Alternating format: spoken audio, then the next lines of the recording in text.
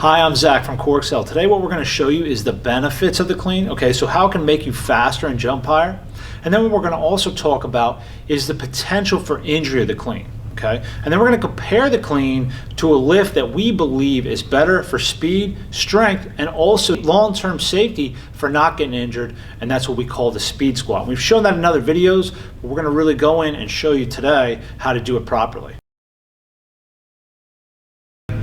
You got two styles of cleans. You got the Russian style clean, okay, and that's where basically your hips do not get in full extension, okay? So at the top here, you're actually gonna stop here, you're gonna de-accelerate, and then you're gonna kind of hop and smack into the floor here to catch the bar. And the other one is more the Chinese style, which I wish more people taught, okay? And that's basically, they'll hip hinge to about here, we'll have the bar here, and then what they do is they get up on their toes here, they get full hip extension, the bar lifts, and then they drop under. So they're not really jumping into the floor, okay?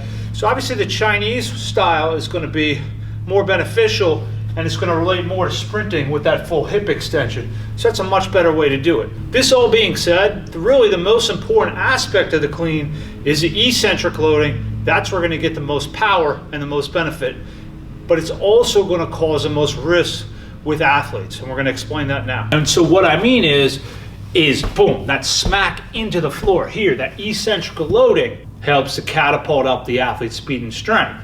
But the question you gotta ask yourself is at what cost? So athletes are constantly pounding on the field, on the court, and their bodies are getting broken down, and then you're telling me week after week, month after month, they're gonna have in and clean and smack into the floor here with 135 or 225.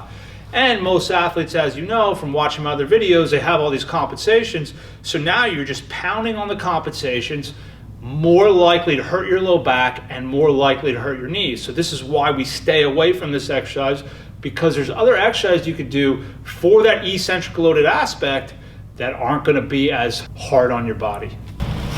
So the benefits of the speed squat versus the clean, okay? So we'll look with the speed squat here, we can come all the way through with the hips. We're not in that clean position here. And then secondly, with the speed squat, instead of doing it off a box, you could still get the eccentric loading aspect as you get to higher levels with it, where we actually drop into the position. And now we're not having to catch the bar and front load our quads and front load our knees. So it's a much safer way to train eccentrically and a much better way to get full hip extension. The final benefit of the speed squat versus the clean is that you can lift more weight and do more reps at a higher weight load with the speed squat. If you put 50 to 60% of your max on with a clean, okay, you're only going to be able to do like 1 or 2 reps of that and keep your form good. With the speed squat, you can do 24 to 32 reps, okay, in a row, and not get that tired and get the benefits neurologically of lifting heavier weight loads consistently and moving them fast. And if you want to help us out and support us and you like the videos that we've been putting out weekly, please click that like button. That'll help us out tremendously. What the chains and bands do is you provide more resistance at the top of the lift. So at your stronger portion of the lift, they're providing more resistance, so it's going to help to catapult up your strength.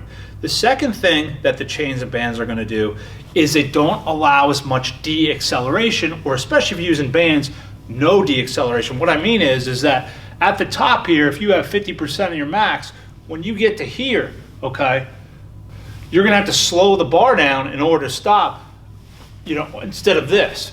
So what the chains and bands do is allow you to not have to jump in the air and get the full range of motion here. I mean, get the full acceleration through this part of the range of motion, and that's why it's so beneficial for speed. Now, one of my head trainers, Nick, is going to go in and he's going to talk more about the speed squat. So in the speed squat, the reason that we're using 50 to 60% of our 1 rep max is because we want to move the bar in less than a second, okay? We want this squat to translate on the field so that when we go to make a move on the field that we can move quickly. Don't be discouraged if you think this is too light or if you can move it too quickly, because that's the point of this exercise. Usually this exercise is done with bands and chains because it's a speed squat and we want to develop that speed. But for now I'm going to show you without, just so we can get the technique down and you can see, you know, my movement patterns. You're going to get into the same position that you're doing regular box squat. Nothing changes. The only thing that's different is you're going to control on the way down, slow, and explode up fast. Okay? And now we're going to show you what it looks like moving the bar. Okay?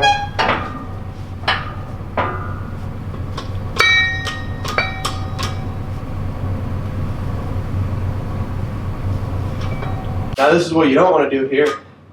Some people go slow and then they slam onto the box and then they go up fast, okay? That's not what you want to do. I'll do it one more time just to show you. They think they're going slow and then they slam onto the box. Notice how my back angle when I go down is slightly forward, but I'm still engaging my low back, okay?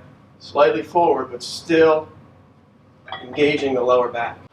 So notice my feet are in that same form squat, sumo position.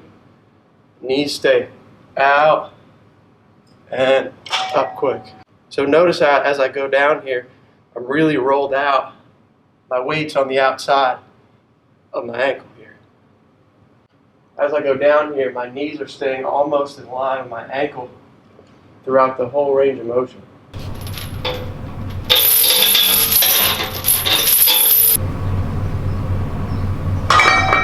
Keep in mind that this video is part of our online training and rehab web app. So you can buy the app through our website. It's not in the app store. And then you can learn our entire sports training system anywhere in the world. And also if you're injured, we have a rehab app as well. So what we do on the first day of training is we train the legs a little bit heavier, so we're going to be using anywhere from 60 to 85% of our max. And then on the second day of legs, we come back and basically what we're doing is we're converting our strength into speed. So we're using between 50 to 60% of our max, and we're also using chains and bands. And the reason that we use 50 to 60% of the maxes is because you can still move it fast, but it's also heavy enough weight to really increase your strength on your heavy day. And as far as reps and sets go, what I want you to notice is it's going to say like 8 times 3 or 5 times 4. What this means is you're not doing 1, 2, 3. You're not doing 8 reps in a row and doing 3 sets. It's the reverse. So you're doing 3 reps. 1, 2, 3. That's a set, and you're doing that 8 times. So keep that in mind. And the reason that the sets are high but the reps are low is so that you can move each rep fast, and that's what's going to correlate over into your speed and also boost your strength levels.